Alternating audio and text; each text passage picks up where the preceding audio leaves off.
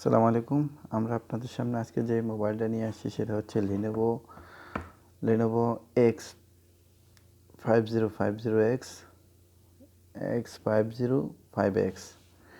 এই মোবাইলটা মূলত একটা প্যাড মোবাইল, বড়, যেগুলা বেশিরভাগ বাচ্চারা খেলনা হিসেবে ব্যবহার করে।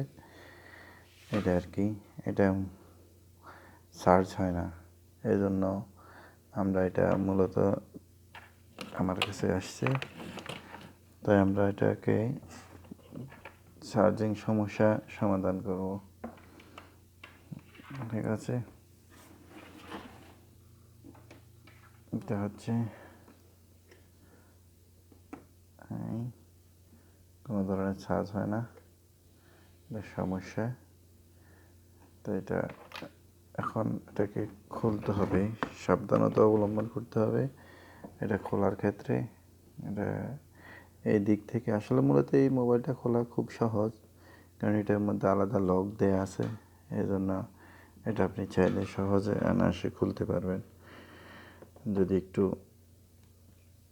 আপনার কাছে জিনিসপত্র ঠিকমতো থাকে।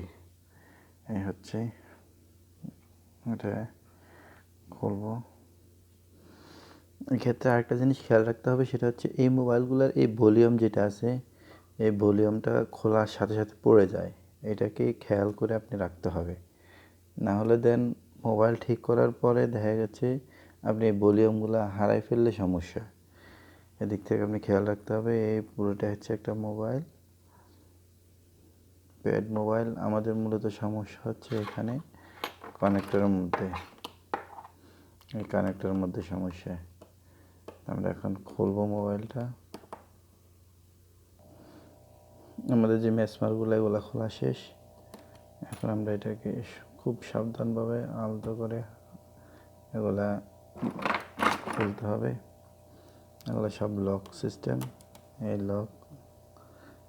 Lock system. এটাকে উঠিয়ে দেন খুলতে হবে। এটাকে খুলতে হবে আলতো করে। আরও দুইটা লক আছে, এটা আমরা শোল্ডার আয়রন দিয়ে খুলতে হবে, দিয়ে খেয়াল রাখতে হবে। যেমন এই হচ্ছে শোল্ডার আয়রন, এই শোল্ডার আয়রন দিয়ে কানেক্টরটা নাজেহাল অবস্থা।